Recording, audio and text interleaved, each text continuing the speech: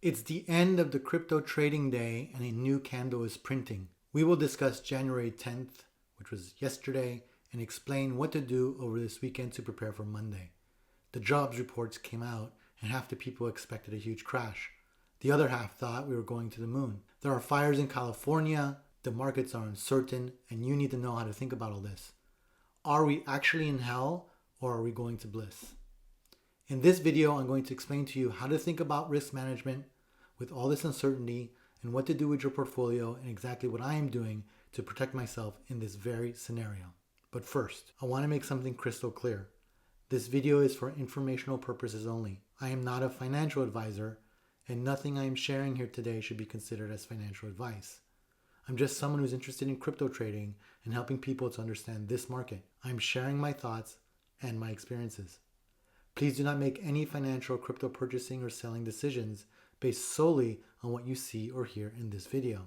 Buying, selling, and using crypto tokens, including Bitcoin, involves risk, and you could lose money.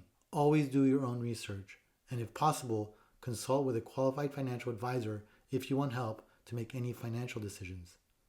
Remember, there is no single trade or any token that you need to buy ever at any time to make you successful. With enough research and understanding, you will build up your own experience to guide yourself. I am here to help you with this path.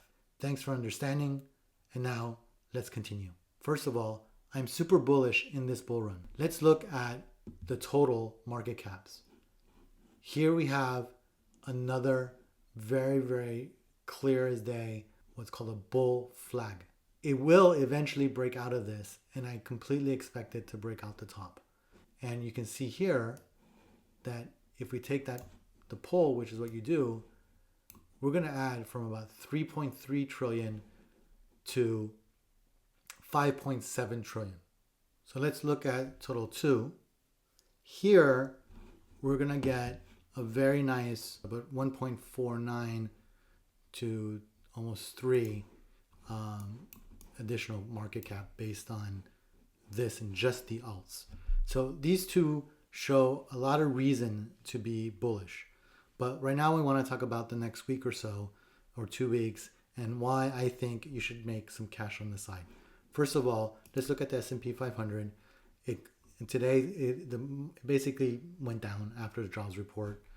Bitcoin, this is not a really good way to look at it because it at first went down, and then, as you can see here, right here, it at first went down for 2 hours, and then I guess they thought about it and went, oh, California fires. Oh, this is not so bad. There's going to be a lot of unemployment. The Fed was going to have to cut rates to stimulate the economy. So let's keep going back up. However, what I still want to point out is we have a risk that this neckline gets broken. And if it does, it's going to go down, possibly down to here. Now, if that happens, then a lot of the altcoins are also going to go down. Let's look at just historically what has happened in January. So here, this is the last bull run at this cycle, this point in the cycle. And if we go to January, which is here, this is the top, and then slide it over to the beginning of February, January 1st, to the lowest point in January, what you're going to see here is a 32% drop. That's no joke. All right. It does go up afterwards, but that's 32% from the highest point in January, which is here or there. So then let's go to the one before. Okay. This is 2017. If we do the same thing, we go to the beginning of January, which is here, to the top, and then we go down until February, which is here, and then to the bottom point. At one point, we had a 37% drop from the highest point in January. So, and then of course it went up, okay, from there. But that's still a 37% drop, and it's completely normal, as people will say. But as a swing trader and applying risk management, what I'm trying to tell you guys is you need to be prepared. So now let's do the same thing. All right, we can get rid of this head and shoulders for now. I can always redraw it.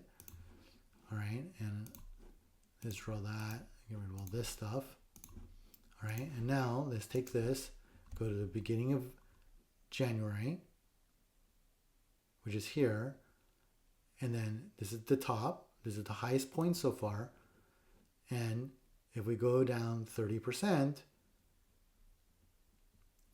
we get to about here, which is pretty scary, but is actually on a technical support. So if we do this first and then bring it down, I'll show you again, from here to here is about 30%, and that's also technical support. So this is a lot of tokens that could be traded. So here's what I'm not saying. I'm not saying sell all your crypto right now. I'm not saying to panic. I'm saying prepare yourself and have some cash on the side in case you break this neckline. And because that's not even the only indicator. If we go to CoinGlass and go to Bitcoin weekly returns, right? If we go to 2021, there were 2 weeks that were that closed, that had losses. Now, in those weeks is when we had those crashes. Same thing in 2017. And this week here, if you remember the chart, this is where it went down really crazy. So are we going to do in 2025 what we did in 2017? No one knows. And this is why you have to be prudent and why you have to apply risk management. The third indicator of why I think this could be a little bit nutty is there are some charts that look bearish to me. I think this is one of them. This is stocks, right? Bitcoin is going up and this is printing a bear flag. So this tends to be an indicator that sometimes precedes Bitcoin, which we can go over in another video. Near, for example. Again, another one. It's the same pattern. This has now printed a lower high. This is ETH. Before, it was uptrending. You see that? So there was a high, it pivoted over here, and then it kissed it there, and it had it here, and then did like a double top, and then it went down. So in this video, we have historical precedents and patterns that are playing out. For example, the 7th, 8th of January pattern that I showed you in the last video that suggest that we may have a bigger drop coming this month. I do expect January to be bullish, or at least when we get out of January to be bullish. And how do you prepare for this? Well, you have to apply a little bit of risk management. I myself sold tokens today, crypto, and I got about 23% of cash on the side now, and I'm very comfortable with that. You may need to do less, and maybe you'll feel more comfortable with 30%. But 15 to 30% seems to be what a lot of the influencers and people that I've been studying with have been suggesting. Don't be a robot. You have to also pay attention to what's happening in the world. Today was a jobs report. It was 256,000 reports, added jobs reported, and they had expected 164. This was bad because under normal circumstances, that means that the economy is strong, which is inflationary, which means the Fed would not lower interest rates. So bad for the markets, but actually really good in a way, because that means we're not running smack into a recession, at least as far as the Fed is concerned. If we have inflation, that means consumer spending is going crazy and pushing prices higher. Right now, as I mentioned earlier, the theory that I'm running with is that there are the fires in California. A lot of people over there are going to lose their jobs. They're going to have to do quantitative easing.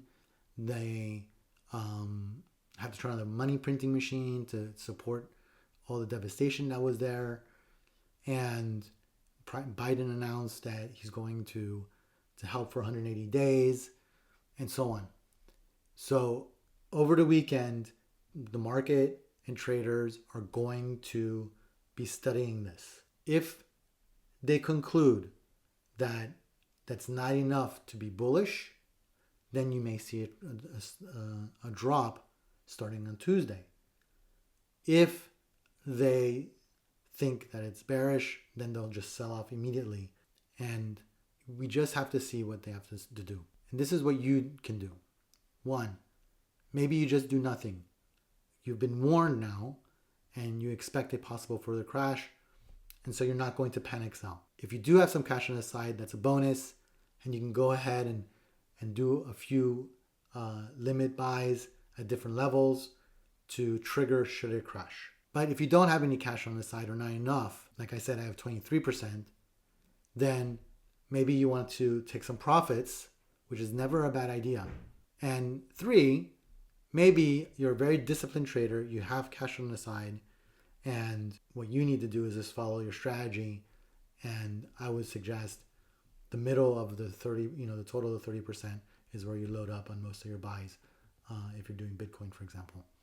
And there you have it, folks. We've navigated through the wild, wonderful world of crypto together today. And remember, in this space, knowledge is power, but so is patience and a sprinkle of courage. Keep your eyes peeled for the next big thing, but don't forget the fundamentals. This isn't just about chasing the latest coin or token. It's about understanding the technology, the community, the psychology, and its potential for change. Thanks for riding with me today.